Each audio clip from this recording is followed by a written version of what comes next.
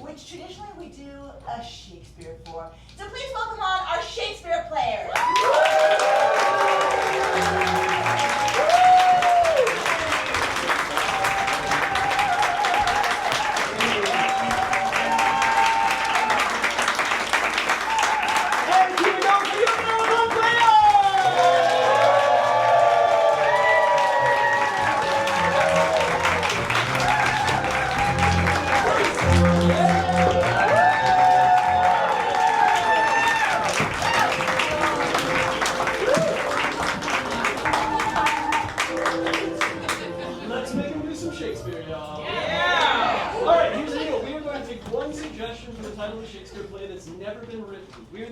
Play three completely different starts to three completely different improvised Shakespeare plays. You, the audience, will vote on which one you want to see played out for the entire hour, and then we will continue that entire play. Got it? Yeah. So I need a suggestion of a Shakespeare play that's never been written. I'll take a few and get one that really lights us up. What do we got? The Booth Doth Lie. The Booth Doth Lie. Excellent. What else? The Venetian. The Venetian. Ravens in the vineyard. Say that again? Ravens in the vineyard. Ravens in the vineyard. Yeah, fuck yeah. Ravens in the vineyard. So we are going to, when the lights come up, we'll see three different versions of Ravens in the Vineyard, and then we'll pause the vote, and then we'll continue. Got it? All right.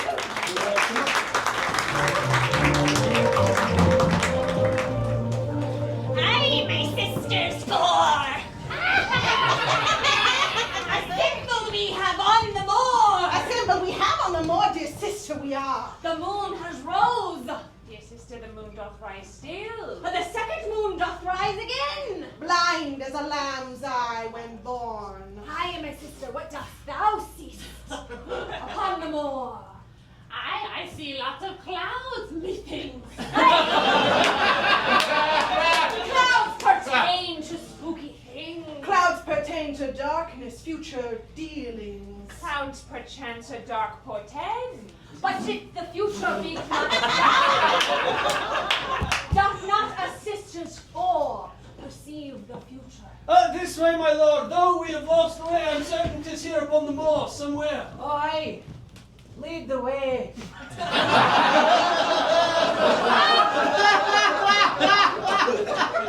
My lord, though all have betrayed you, but I still stand here by your side. Dost thou value me? Doth my raven eye assist two men? Smells his blood red as the wine he produced. Here, drink upon this, my lord, that it may sustain thee. Our voyage is long, and thou hast been betrayed. My sister third, what dost thou perceive? I perceive a stack of meat for me. Methinks me perceives a stack of meat for thee. A true and noble friend thou art. At least that's what thy mouth has claimed. Ere this night has ended, my blade will see if treason thy tongue has tamed. My liege, no. I have been true. All else have betrayed you, but I have led you from them. I have taken you from their clutches. Three shall betray thee, three before the night is out. I, Pinocchio, am thy only true friend, my lord. Strike not in my blood, strike not in my body. A true friend as is a raven in the vineyard.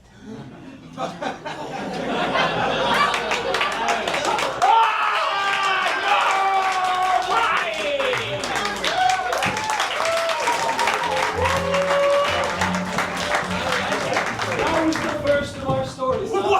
Now the second. Oh, come. Yes. Well, you're to be married, not to each other, of course, but I must marry all three of you, all four of you, all of you.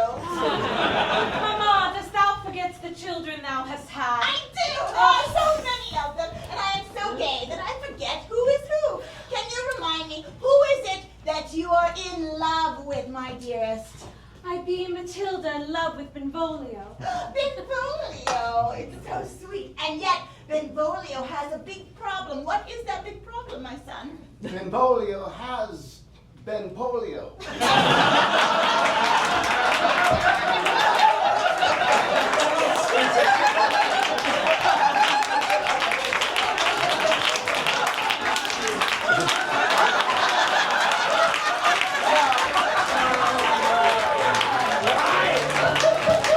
The second of our possible stories, and now the third, Raven's individual.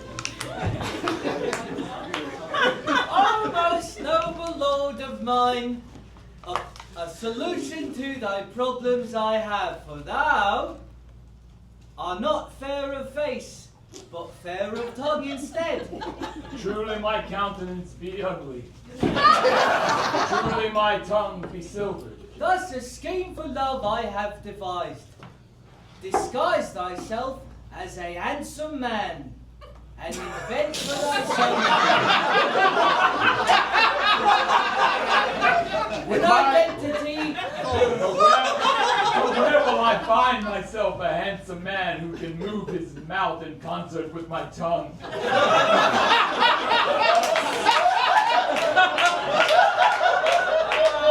Tis I, Ralphio. Tis I, Leonardo. Tis I, Michelangelo. Look, my lord, three there are. Each perfect specimens of man, one after the other. Each dumber than the hills. Except perhaps Michelangelo. No. I do hear that you require the physical form of a person who is capable of looking the part while you are using your voice. Is that right? Ah, thou hast it all wrong, brother, for it is she who shall be doing the looking. Yes, but in summary, you do have it also correct. And see,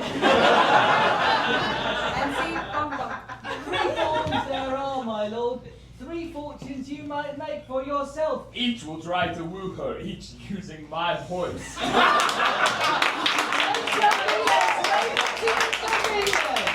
How so? Wearing feathers, not their own, but yours. Well, soon the fairest maiden arrives. My heart Go to, my lord, go to. knows poetry. My On lady. the surface, a lake may look placid, but underneath there must be rapids. My lady, the words you speak are of poetry and wine. Nurse maid, thou hast been with me since a young age, and thou knowest the secrets of my heart. My lady, look over here. Not to where you hear my voice, but to the other direction entirely.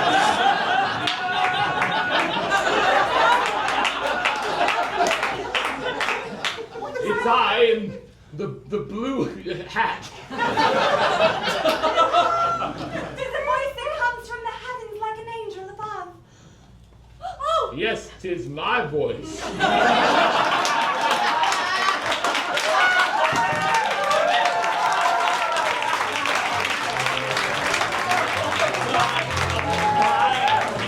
We have to do all three, guys. Okay, we're gonna create a freeze of our first scene right here. So can I get our witches and our ill-fated king? Great. In the second spot, scoot over.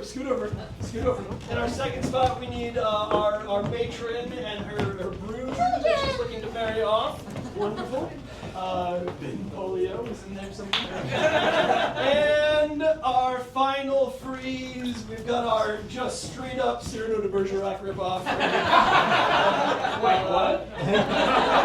And by round of applause, please only vote loudly for the one you genuinely want to watch us do, so it's very clear. Is it witches? Is it marriages? Is it the tale of suicide?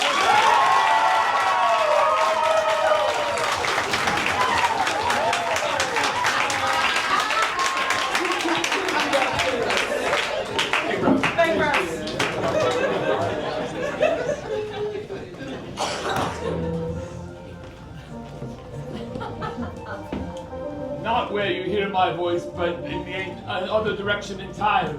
Oh, wait. Yes, 'tis I. Maynard's voice echoes through the arbor, makes my head spin round as if I am a whirlwind, a hurricane traveling far across an ocean, from my heart to yours. Yes. 'Tis a trick of love that the senses can be beguiled, that the direction is meaningless, the time stands still, that one man might project his voice in seemingly arbitrary directions. But the aim of my heart is true, a straight arrow pierced directly towards yours. Good nursemaid, might I speak with thou a while? I'm afraid he has ill intentions for thee. I did hear what she said, for they spoke very close to my rock. Therefore, I will try one of the other gentlemen, Michelangelo. No. He has gone. I must effect some change of my voice. And yet another more fair has taken his place. My lady.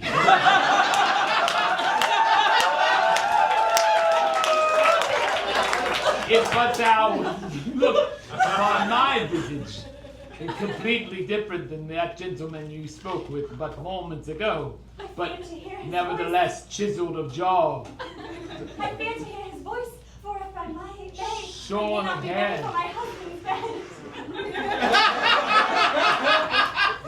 Just For ruined I shall already be just by the sound of his tongue. What is it all about such things as husbands' beds and affairs of the nether regions? if it is the sound of my tongue that you wish to hear, then hear it now, bereft of words. What, the voice? I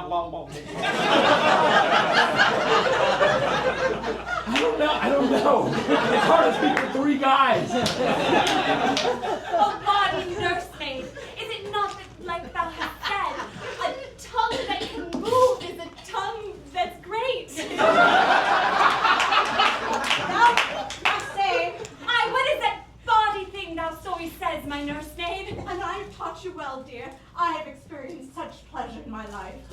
Michelangelo, what reserve have thee? Be assured that I don't want the nursemaid. She seems cool as hell. No, for once I set eyes upon this fair maiden, it must be her and no other. He speaks to a tree. Where once my gaze encompassed all the world and the heavenly spheres that float above and around it, now it has but narrowed to one pure image. You don't have to mount to me. No, he does not move his mouth.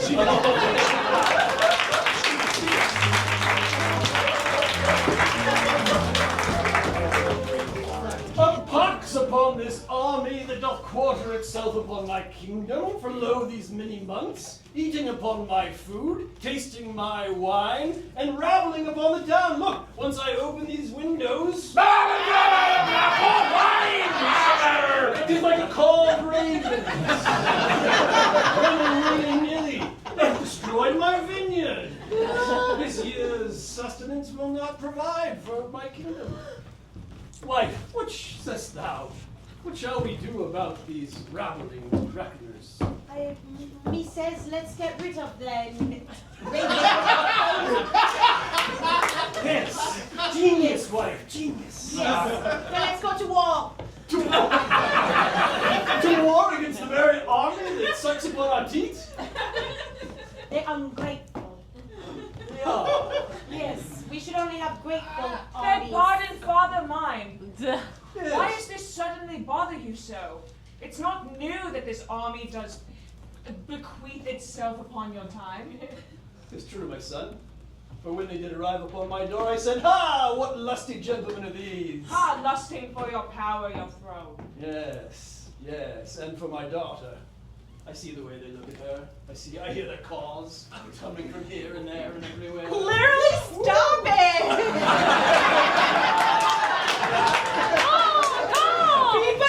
Be but still, I prithee.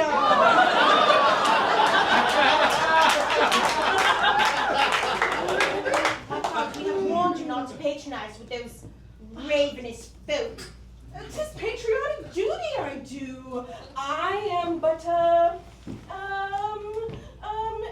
entreater, a bringer of culture and goodwill, of poetry and education. Daughter, I am afraid the treats that you entreat are sweeter than they should be.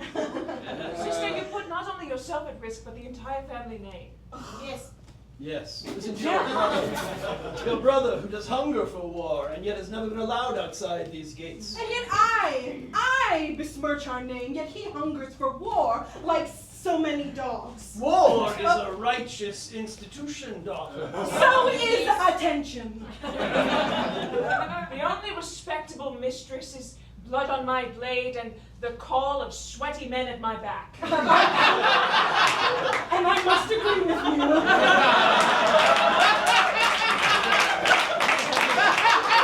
O most noble lords and ladies, though I am but a humble servant of thy household these long 10 years, might it not be said that, though the peasants' rabble runs red, they might be satisfied were the princess wed?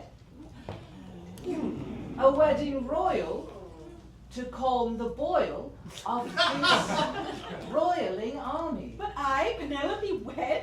I am but a babe, but a child. You are Don't 2 and 20. think true. And should a wedding fail, why then the prince them might assail with bloodied blade and sharpened sticks. Yes, very well. A plot it is. The commanders of this army shall either be wed or laid into the dirt by one of my children. Come, family, we must go.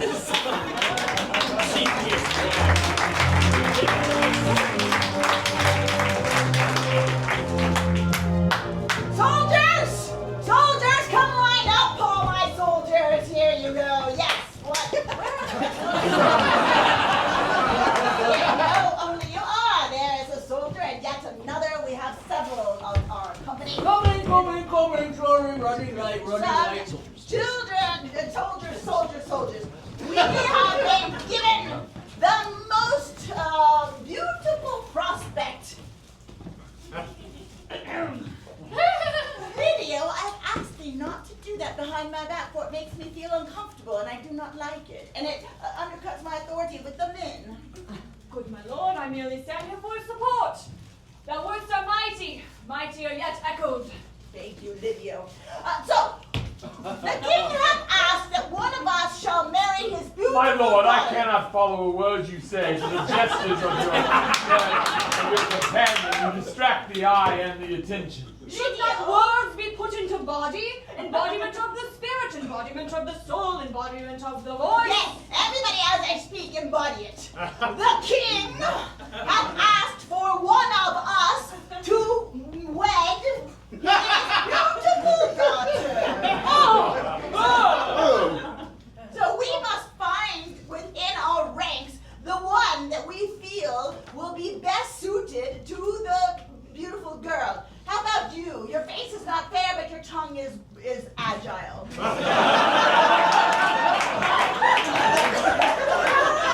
Well, I could comply, my liege, but I am very much otherwise occupied. Precisely, I might say. What Really about mocks him. Why dost thou not embody his words, but only mine? I feel I have made a fool in front of all of my men for this. My lord, not a fool. Nay, never a fool, my lord. My lord, if wooing the woman is your aim, then why not do it thyself? Oh, I cannot woo a woman, for I am too rough. My beard is stubbly and gray, and my feet are gnarled. Oh, no, a young woman would not like me. Young women do not like strong men. They like a younger man Yes. with a face, There. that visage that's smooth. Yes. Hey, Leonard, Yes. you doth got it going on.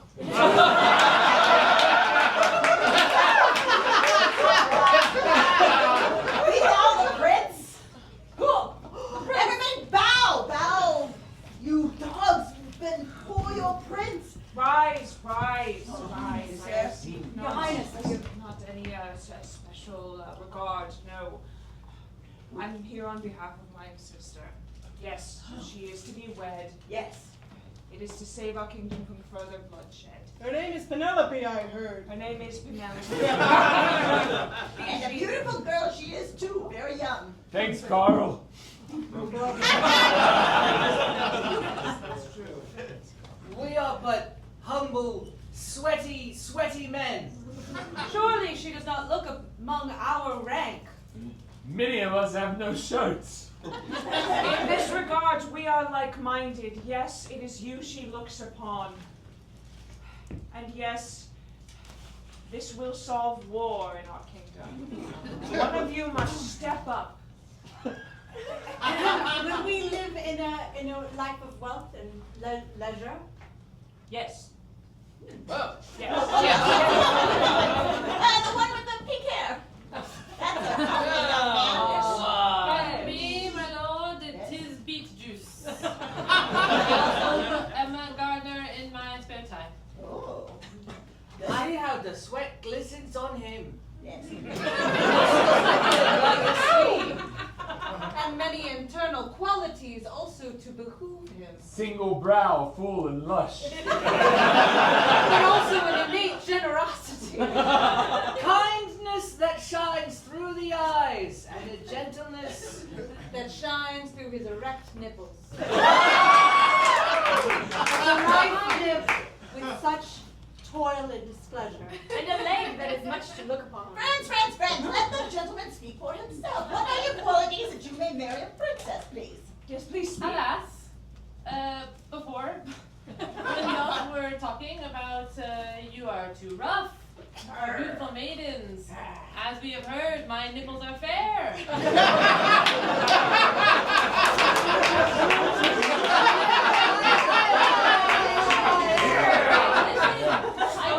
For the nipples. I glisten, I gleam, I'm not meant for war. Too fair. Too fair!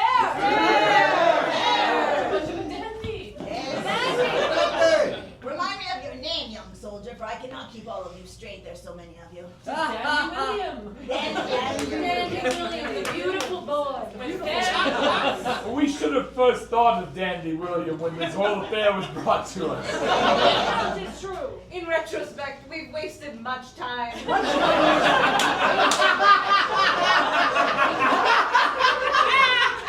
Perhaps it is because we did not wish to see Dandy William depart our rough-hewn company. Okay, no, we're not going to do that.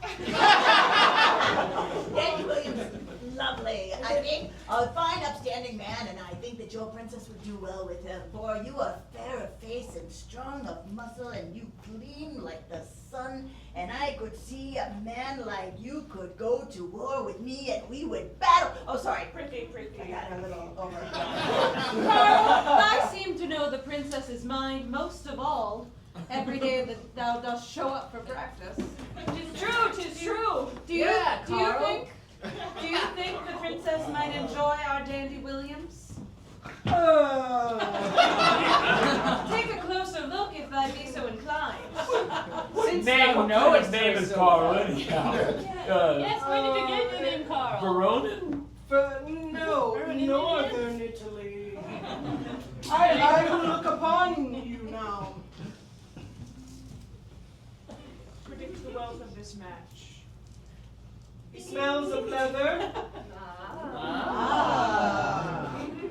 Skin soft and fair.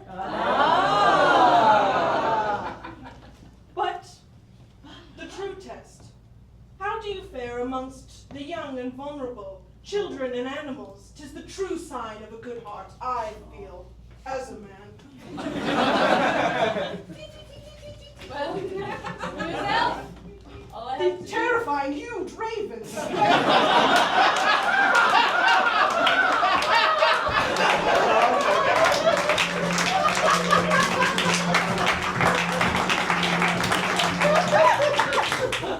Daughter, let us not go thy days. We sought thee about the castle for many hours now.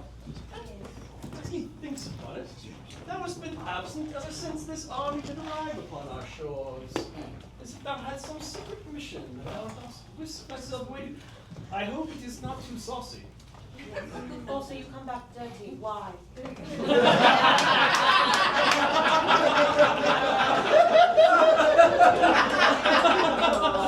I have taken topiary as a hobby, if you must know.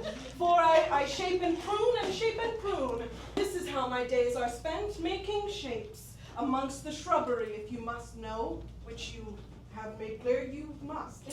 Thou doth explain this broadsword that thou doth conceal under thy bed. Yes, 'tis a hearty tool for shaping of shrubs. And what of this false mustache that doth lie with the broadsword? How speakst thou to that?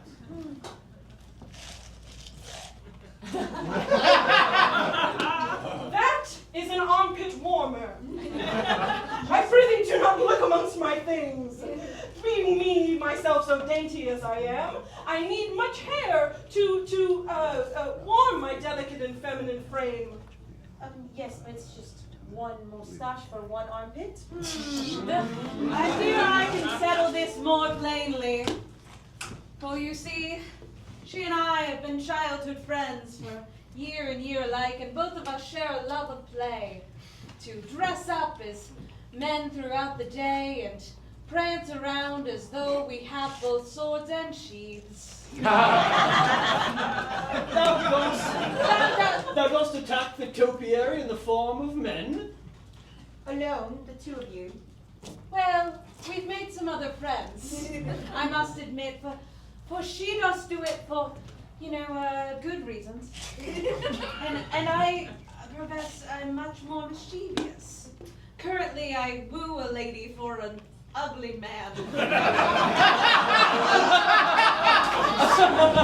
Brothers, gather with me now in this cabin, the three of us, whose voice I have provided. This cannot go on.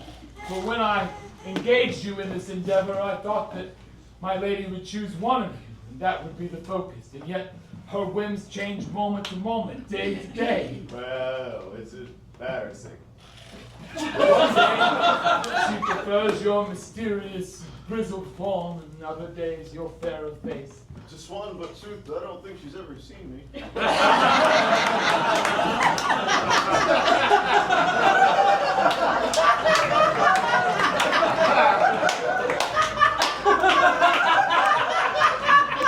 Kind nursemaid, here upon the balcony outside of my bedroom where I doth rest my head upon the eve. I must speak to thou. What is it, dear? Must one choose? No! Come, dear. For the sake of my own sleep, she must choose one of you. I'll say again, the nursemaid Irma has much potential. Nursemaid sweet, there is but one moon in the sky. Aye, but as there is one moon, there are thousands of stars. they all occupy the same sky, and they shine brightly. They do not take turns. They arrive all at once.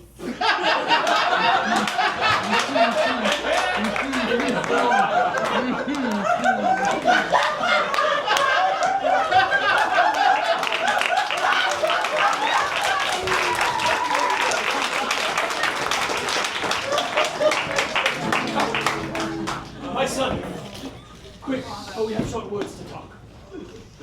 Though I do have pretense to set my daughter upon the foistings of these men, I have a mission for thee. Their leader doth stand up above them. The moment of her marriage, thy mission is clear. Take forth thy blade from out thy sheath and strike hard. Slit his neck from ear to ear, that his blood may spill, and as his blood spills upon the land, his men will scatter like the rains of grass. Father, I accept this mission. I will not hesitate and I will not fail you, but shall these men scattering and scuttling about be oily? Never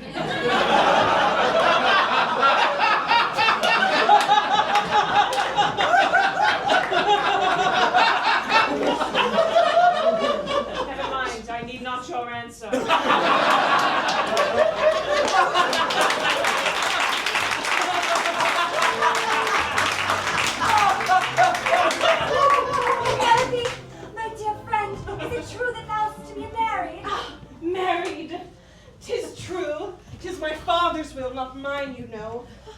would choose never to marry.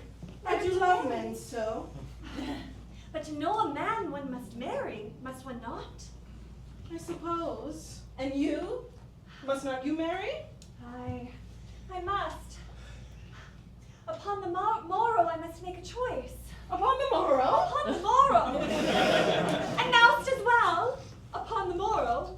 Aye, 'tis. For 'tis the day of marrying. We have laid our trap well, gentlemen, for she has gotten to know you over the past few weeks.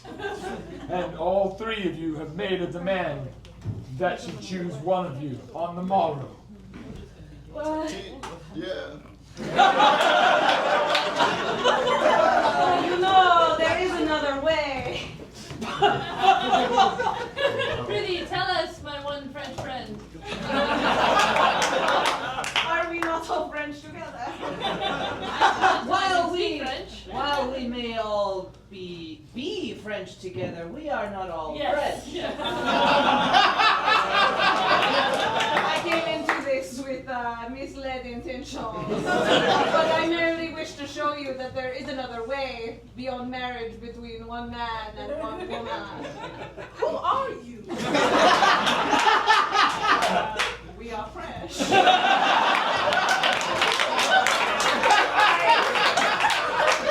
Where has that menage a trois gone to?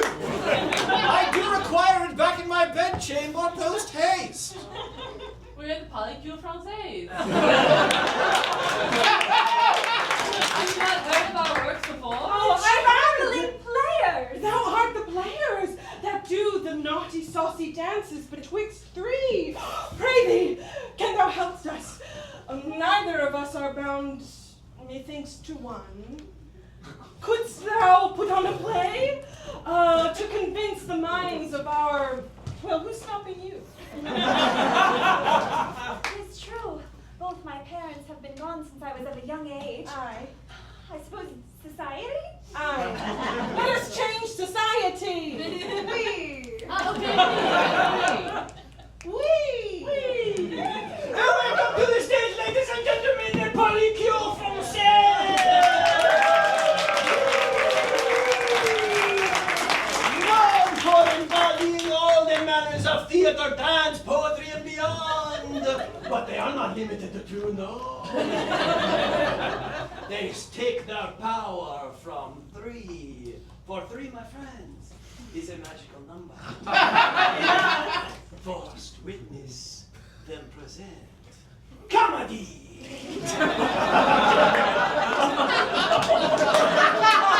And I suppose as the one who got us into this, that you would like me to proceed. S'il vous plaît. Well, as it happens, we three have written a poem with our most intricate tongues. It is a saucy nature, so those under 14 are advised to cover their ears. And now observe as I magically speak one at a time. Once Upon A there was a raven. beside a Raven. upon Sorry? upon That hit die? lips. kiss. But that is not all, they also are capable of great tragedy. No, I fear it is I who hath not time in my schedule to see thee both disfigured.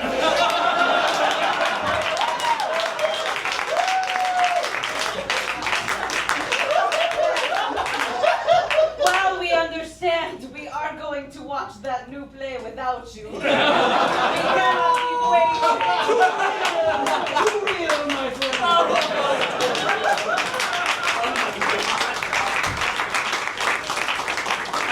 You have swayed the heart of the king. My daughter may marry as many as she chooses, and any in the land may marry as many as they choose. That is my decree as king. What about people who are not fair of face?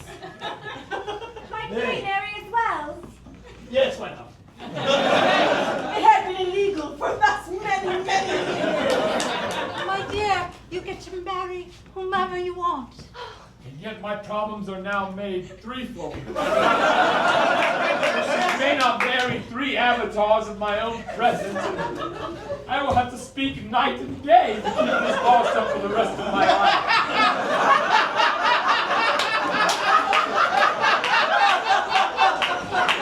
Sisters, it is as we've always dreamed. You will marry as many as you may choose, and I will have mine gaggle of sweaty, oily men husbands. Hello. At last. Oh, wonderful. Oh, they arrived. Yes! Yes. You all forget! Yes. I have your kingdom surrounded with my great army! All right, that guy. Trying to marry each other! It is the bastard Surrounding prince! everyone! So the kingdom is mine! Son. You have this. If you can stab the 2 of us, you can stab him. Nerd! You and your polyamorous deeds! Weapons. What? Oh, never mind. My wife! Yes, if women can marry whoever they want, they can also kill whoever they want.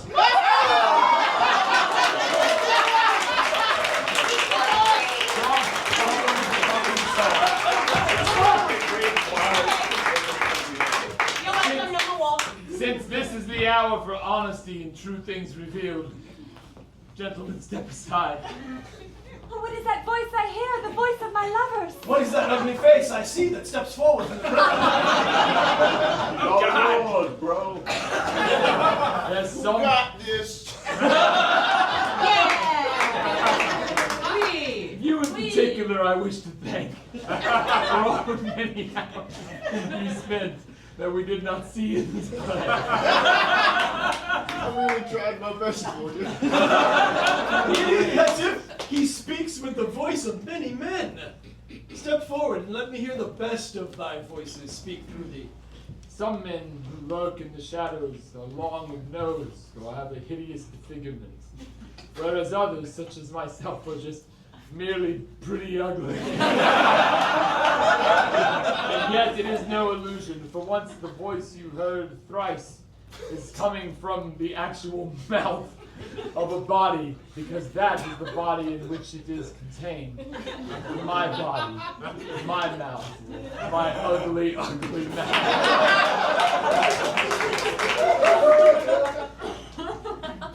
And yet speak again. What words would I have me say that would compare to thy beauty? Thy eyes. Then do not speak again. And I shall shut thy mouth with a kiss.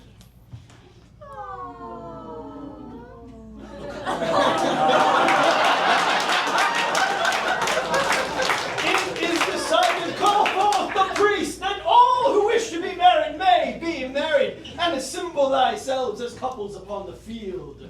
We never moved that. I have found them. Who is this beautiful man? I am the vicar from Georgia. I would hear more of thy saintly words.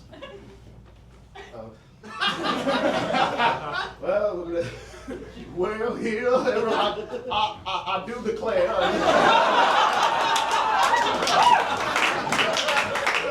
As a barrister for the Victorian, no,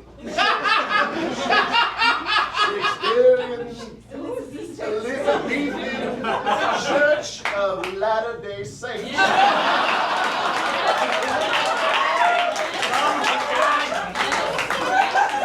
I do declare any person here duly married to however many other persons they would like to be married to. So say we all. So say we all.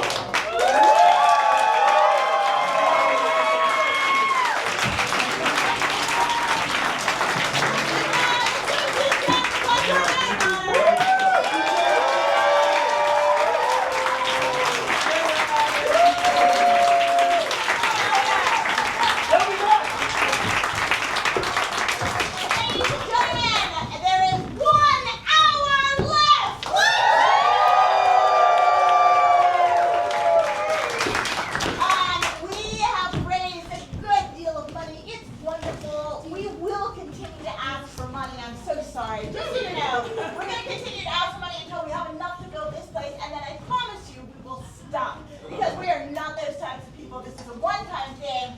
I mean, not today, but like for the next, probably for the next 6 months, we're going to be asking for your money. So thank you for being so generous and helping to support they're gone. Yeah. Bye! We're helping to support the marathoners and all the other people who come out here to do this stuff. Improv is a wonderful, wonderful thing. People meet each other. People create families from this, families that are married families, but also families of friends. Like some of my I am surrounded by people that I met here, and I'm so grateful for that. And most of the people here have also met people that they're incredibly grateful to. So we get to practice our art, we get to hang out with other people, and we generally make the world a better place. So thank you all so much for helping us do that!